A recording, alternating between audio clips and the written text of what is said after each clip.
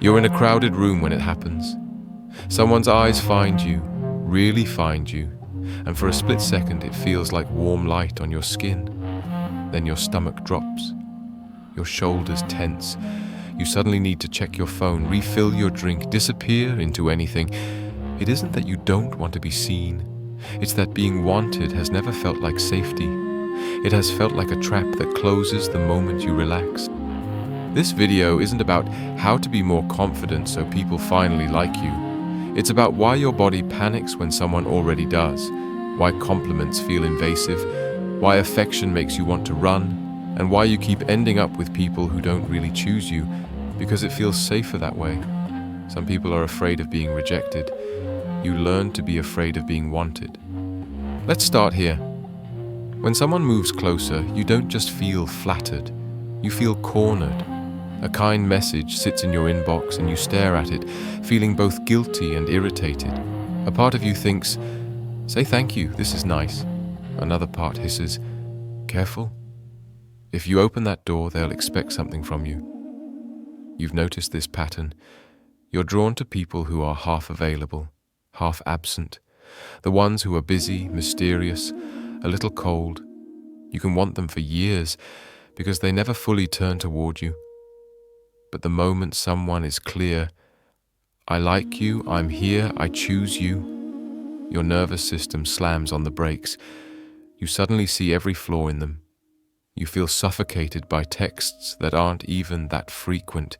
You fantasize about disappearing, going off the grid, starting over where no one has any claims on you. And then the guilt arrives. You tell yourself you're ungrateful, broken, too damaged for real love. You replay their disappointed face when you pulled away, and you hate that you hurt them. But you also hate the invisible contract you feel hovering in the air the second someone wants you. Now I have to answer quickly. Now I can't say no without being cruel. Now my needs are less important than their feelings. So you oscillate. You crave closeness, but you sabotage it. You long to be chosen, but only in ways that let you stay slightly out of reach. You're tired of feeling lonely, but the moment loneliness starts to end, you feel trapped instead. If you're quietly recognizing yourself in this, stay with me. Before you decide you're too much or too cold, we need to name what you actually learned about being wanted and whose rules you've been living under. You weren't born afraid of being wanted. Somewhere along the way, being wanted stopped meaning held and started meaning used, watched, controlled, or consumed. Maybe as a child you were wanted for what you could do, not for who you were. You were the responsible one, the smart one, the one who listened to a parent's problems like a tiny therapist. Their attention felt heavy, not warm. Being needed meant you didn't get to have needs. Or maybe you were wanted in a way that crossed lines, comments about your body, invasions of privacy, emotional or physical boundaries ignored. Desire didn't feel like a soft landing. It felt like hands that didn't ask permission. In that world, being wanted was never neutral. It meant vigilance. It meant calculating how to keep everyone stable. It meant disappearing a little so other people could stay comfortable. Your nervous system took notes. Attention is dangerous. Proximity is obligation. Being chosen means losing yourself. Of course now, when someone leans in with interest, your whole body moves to protect you. This isn't you being dramatic. It's your history trying to keep you alive. Pause here for a moment. What if your fear isn't evidence that you're unlovable, but evidence that you've survived things love was never supposed to demand from you? There's another layer, exposure. Being wanted shines a light on you, and light has not been kind. Compliments feel like X-rays. "You're so kind," they say, and you hear, "Good, stay like that. Don't get angry. Don't disappoint me." People enjoy being around you, they say, and you translate, "You're useful as long as you're easy to be around." Desire can feel like surveillance. You feel watched, not witnessed. So you preemptively manage other people's image of you. You stay a bit vague. You downplay your needs, your opinions, your preferences, If they don't fully see you, then their wanting can't fully trap you. But there's a cost. You start to believe that the only version of you that is safe to want is the edited one, the agreeable one, the one who doesn't complain, who doesn't need too much, who doesn't ever say, "I'm tired. I can't hold you right now." Underneath, resentment builds. You find yourself secretly angry at people who expect too much, even when they're asking for very normal closeness. You resent the messages, the plans, the small requests, not because you don't care, but because caring has always meant bending until you almost break. If you're feeling both called out and weirdly relieved right now, you're not alone here. There's a whole quiet crowd of us who learned that safety meant staying just out of reach. We also have to talk about the world that trained you. A lot of us grew up inside systems that reward self-erasure. Maybe you were raised to be polite, which really meant don't say no, don't upset anyone, don't take up space. Maybe you were praised for being so mature for your age, which really meant you swallowed your feelings to keep the family functioning. If you were socialized to be the caretaker, especially in a culture that romanticizes sacrifice, then being wanted became a job description, not a joy. On top of that, entire industries profit from your insecurity.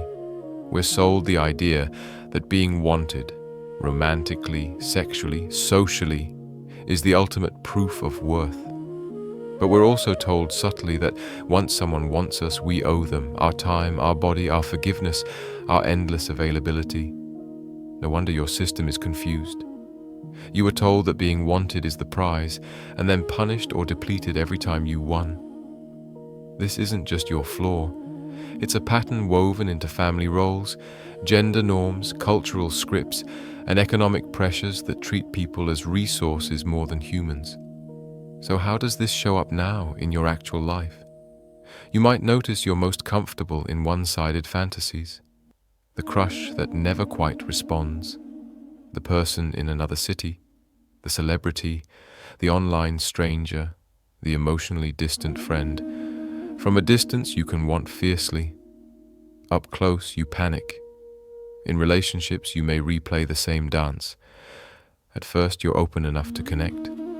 Then, as soon as you sense that click, that moment they're really into you, you start to withdraw. You cancel plans. You become busy.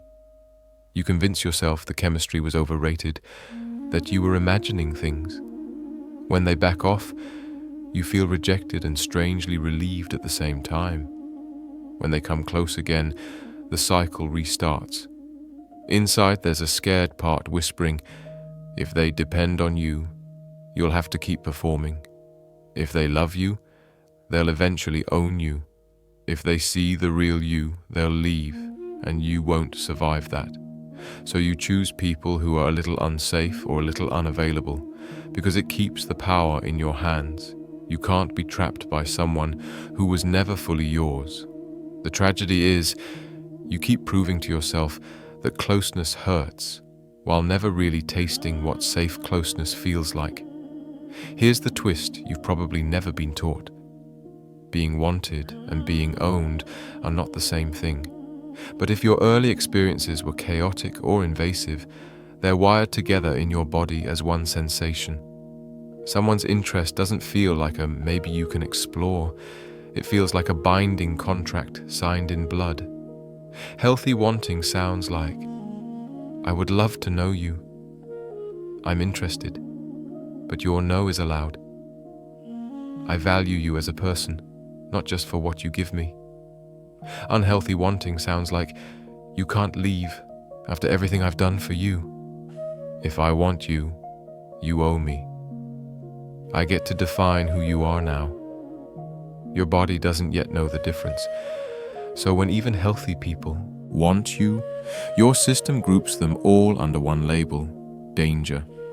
Part of healing is not forcing yourself to be more open overnight, but slowly teaching your nervous system to distinguish between threat and care. We'll talk about how to do that. But first, you need to know, nothing about this pattern makes you unlovable. It makes you someone who survived. Let's talk about untangling this, not in theory, but in the tiny, unglamorous steps that actually change something in your day-to-day life. First, name what's happening without shaming it. The next time someone shows interest, asks to spend time, compliments you, remembers a detail, see if you can catch the first spike in your body, the tightness in your chest, the urge to escape, the sudden exhaustion. And instead of, "Ugh, I'm broken," try, "Oh, this is my being wanted equals danger" response. That sentence is not a fix, but it's a crack in the old story. Second, find the origin story and tell it from your side. Write or say out loud, "Being wanted felt dangerous in my childhood because..." And finish that sentence as honestly as you can. Not to blame forever, but to stop pretending this came out of nowhere. Describe the moments when attention cost you something, when praise came with control, when love ignored your no. You're not doing this to drown in the past, but to validate why your present-day reactions make sense. Then, imagine talking to the younger you who went through that, not with motivational slogans, but with the kind of clarity and tenderness you've always wished someone had for you. I get why you hid. You were right to protect yourself, and I also want to show you that not every hand reaching out now is the same hand that hurt you back then. This is reparenting at its core. Not erasing defenses, but standing beside them and saying, "You don't have to do this alone anymore." Third, practice safe dependence in microdoses. You do not need to start with romance. In fact, it's often easier to retrain your system in lower stakes relationships. Notice who already feels relatively safe: a friend, a cousin, a therapist, even an online community. Then experiment with letting yourself be wanted there in small ways. Let a friend know you can't talk tonight, but you appreciate that they reached out. Allow someone to bring you a coffee without immediately insisting you'll pay them back. Say yes to a plan, and then actually show up, letting their desire to see you matter. Afterward, check in with your body. Did anything terrible happen? Was I still allowed to say no? Did I lose myself? You're gathering evidence that being wanted doesn't automatically equal being trapped. Relapse is part of this. There will be days when someone's interest still sends you spiraling. You'll ghost, shut down, pick the distant person again. This doesn't mean nothing is changing. It means your nervous system is reverting to the oldest, strongest map it has. When that happens, skip the self-hate monologue and go back to curiosity. What did I sense as dangerous there?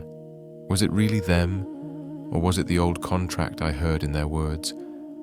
Over time, this is what shifts. You won't stop feeling fear, but you'll stop obeying it as if it's the only truth. If you know you're likely to forget all of this the next time someone texts, save this somewhere you can find it again when your whole body is screaming, "Run." You are not teaching yourself to be less cautious. You are teaching yourself that you are allowed to be wanted and free at the same time. So let's go back to that room, the eyes that find you, the rush of warmth, then the urge to vanish into your phone, your drink, the wallpaper. In the past, that moment only had two options: disappear or be devoured. But imagine a small shift. You feel the familiar spike in your chest, and instead of fleeing immediately, you take one slow breath. You acknowledge the younger you who learned that attention was dangerous. You quietly tell them, "I've got you." We choose how far this goes. Maybe you still walk away. That's allowed. Maybe you hold their gaze for a second longer than you would have last year. Maybe you stay in the conversation a few minutes past the point your fear predicted. Maybe you say no to something and watch as the world doesn't end. If you want more of this kind of slow, honest untangling, you're welcome to stay, to subscribe, to be part of a space where your defenses don't disqualify you from love. From fearing being wanted to slowly trusting being seen. From vanishing in every room to letting yourself arrive. From treating love as a threat to discovering it can be a place you get to rest.